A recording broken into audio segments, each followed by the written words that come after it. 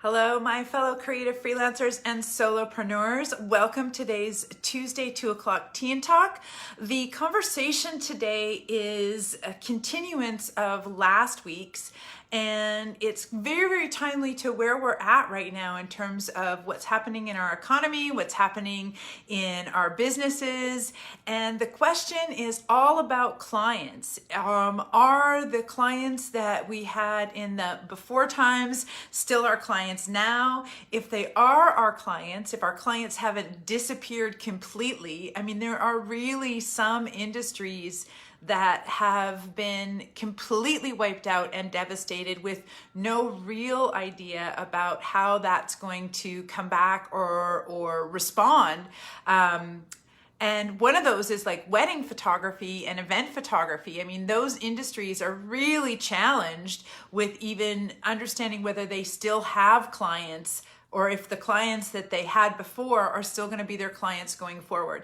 And it might be that you still have clients. There's still going to be engaged couples that are going to be getting married. There's still going to be events that happen. We've seen so many events go online. But what does that really mean for us in creative services? And if you've listened to last week and you've been able to identify that, yes, my clients still exist out there in the world, out there in the marketplace. The next question that we're going to really look at today is, do your clients still need the same kinds of services and solutions from you? So I'm Aura McKay, and I'm the founder of Business of Creativity, where we help creatives just like you bridge the gap between being fantastic at your craft and running a successful business with confidence. And one of the things that we look at really closely is, who are we serving in our business and how are we serving them? And I think that when we start looking at, do my clients still really need the same things that they needed before? Do they still need them from me? For many of us, the answer is going to be yes, but it might not necessarily be in quite the same way as they needed it before. Meaning that they may need the same overall solutions, but they might not want it packaged or sold in the same kinds of methodologies. So an example of this would be, for instance, for wedding photographers, maybe we're not booking 10, 12-hour marathon days. Maybe that's not the new trend. Maybe the trend is about coverage of the ceremony and creating beautiful, impactful portraits, because those are going to be the pieces that won't change. Even if all you have is a bride and groom and 2 witnesses in order to have a wedding, they still may need photographs. It just might be that you adjust how you align your packages, your offerings. You might align them to the new needs. If we're no longer going to be having big receptions and big parties, if we're no longer going to be having, 27 different family members there in all their iterations, maybe our service packages need to be adjusted or tweaked slightly to meet the new needs or demands of the marketplace. Another example might be for graphic designers. If you were doing a standard, a brand identity package where you were going to do brand strategy and visual identity, and you're going to build that whole logo all the way out, and you're going to do all of their social media designs and all of their web design, maybe putting all of that into one package might be a scary investment for people. So looking out into the marketplace and thinking, okay, my clients are the same clients and they really do have the same needs, but maybe their confidence level or maybe their cash flow might have shifted over the last little while, and that could impact what they need from us as creative service providers. the process of understanding and really connecting with what do our clients really need from us right now is a process of, and I'm going to say the word, but it's the R word. It's research. But I would like to reframe that, and I'd like to invite you to think about it as conversations and relationships instead of research. Hi, Tyler. Hi, Brian. I really appreciate everyone who is on this live broadcast. Any interactions, any questions, any comments that you might have, all of that just makes these conversations more lively, authentic, genuine, and interesting. So if you have any questions or anything to contribute to the conversation, please do. So when we talk about really understanding what do our clients need from us right now, sometimes we just have to go and ask them. So if you've had clients and you've been a working creative freelancer or solopreneur for a while now, you probably have some past clients, and getting into conversation with them and understanding how you can best continue to support them, continue to meet their needs, continue to provide excellence in your service for them. Many of our past clients would really appreciate that kind of conversation that comes from a place of, hey, obviously things have changed in your industry, things have changed in my industry. I'd love to connect with you, learn more about what has changed in your industry and how we might continue to work together. Inviting someone to that kind of conversation from a really genuine and authentic place is really great, because both of you are going to want to have an opportunity to say, hey, what has changed? And I think that's a challenge for us as creatives, is could we often think about and approach business from a very self-centered kind of perspective, where we are thinking about who we are, what our passions are, what we love to do, what our skills are, what we're good at, what we're talented at. And then we think, okay, like, where can I put this in the marketplace to be able to make some money? And we're not as skilled or as practiced at putting ourselves in our clients' shoes, at looking at the world from their perspective and trying to understand, what is it that they're experiencing, and how might that give us an opportunity to serve them in a new way, or to serve them maybe in the same way, but package it or sell it or market it differently.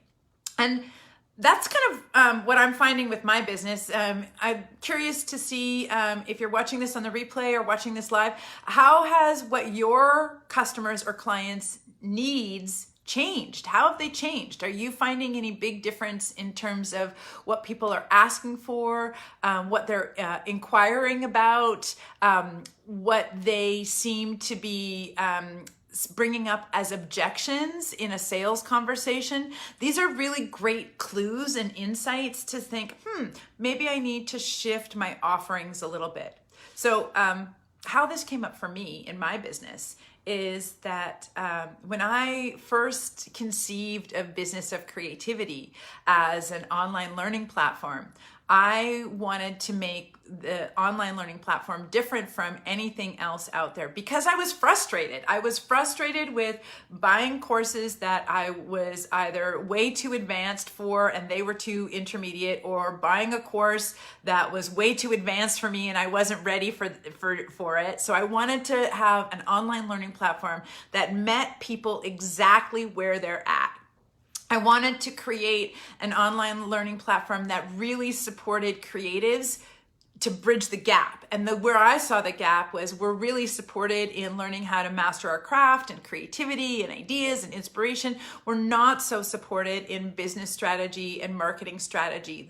The strategy ties all of the little tactics together in one bow to simplify our lives for us. So I really saw a gap. Trevor just asked a question there. I'm going to get right back to it in a moment. I'm just going to finish this little story here, Trevor. And I was also wanted to create a platform where I was really committed to implementation. There's so many online courses and online programs out there that basically spew information at you, but never really give you anything to kind of hold on to, or they don't set up so that we can apply and implement while we're learning. So all of these were like big commitments. And because of those commitments, I designed my programs to be 90 days in duration, minimum. It's a big time commitment, and it also requires a financial investment. And so when I'm looking out in the marketplace, I'm thinking, okay, what are my clients need? Are my clients still there? Yes, there are still creative freelancers and solopreneurs out there in the world that are struggling with mastering the business of being creative. Okay, so my clients are still there. In fact, there's probably more clients than ever before. So check number one in terms of, can my business survive? Yes, I have clients that need me. All right, what do they actually need? Am I still supporting my clients by keeping the same format of my offers? And I discovered that I'm not actually supporting my clients. My clients, I believe you guys want a little faster ROI. You have more time to be able to devote to implementation and training, so you can get onto an accelerated schedule. You're hyper motivated to be taking action and making changes on your business. You have the time to be able to test and apply and go through iterations. I can adjust my format to match where my market is right now. So that was the choice that I made in changing my formats, and I'll share with you guys how that actually looks. So Trevor says, how do you feel about waiting for this economic free fall to bottom out before trying to get clients to assess their situation? Well, I think it depends on your clients. So a couple of things on that one, Trevor. I think it depends on your clients and the industry they're in and kind of what you mean by assess their situation. I don't know when the economic free fall is going to bottom out. I don't know when that's going to happen.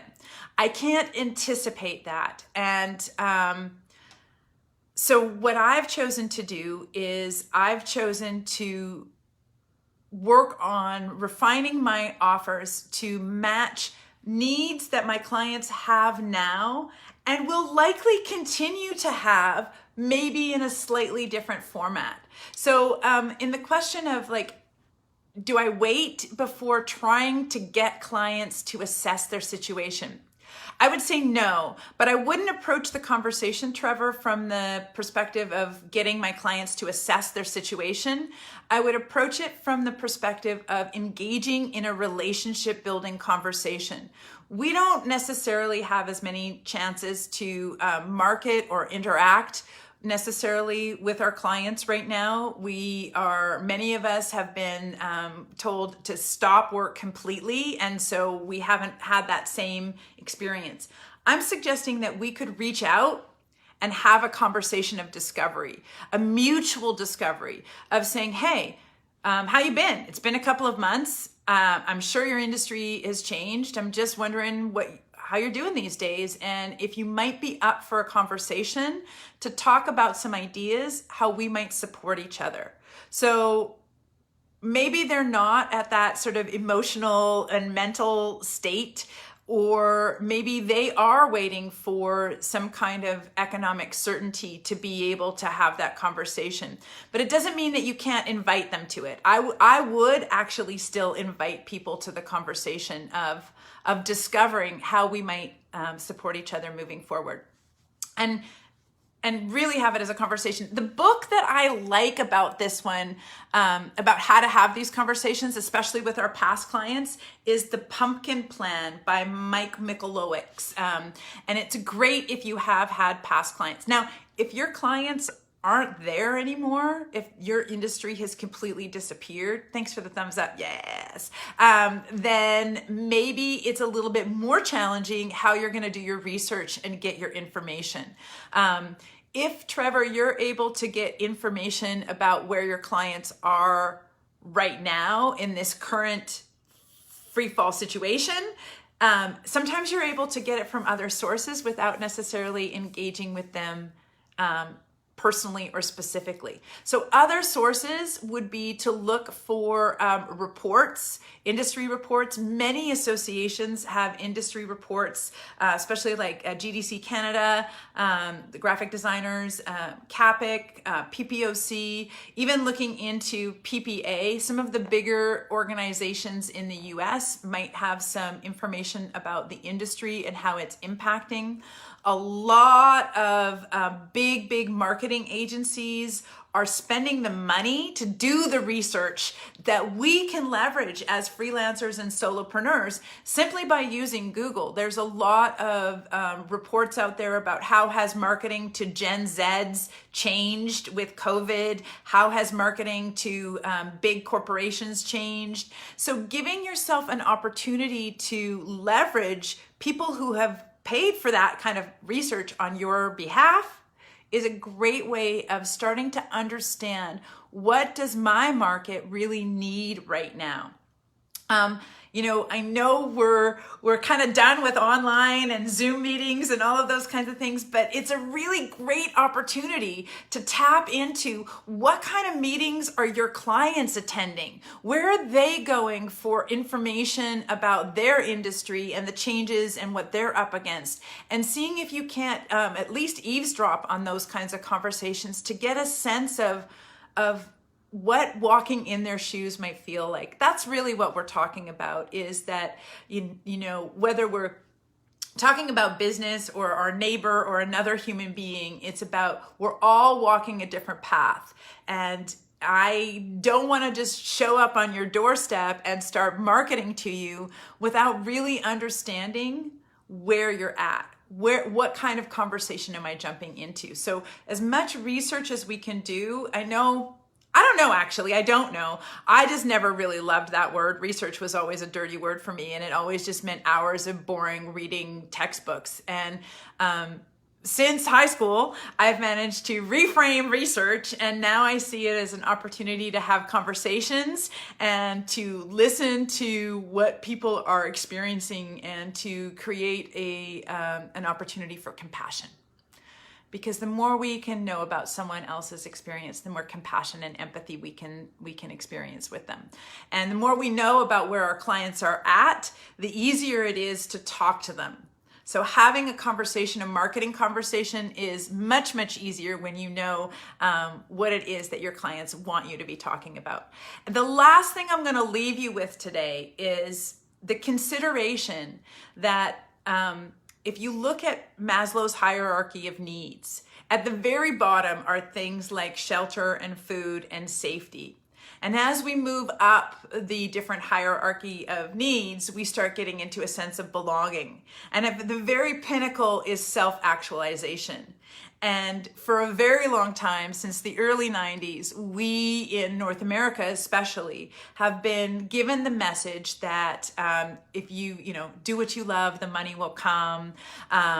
You have to be passionate about what you do. There's a question of satisfaction or happiness in our vocation.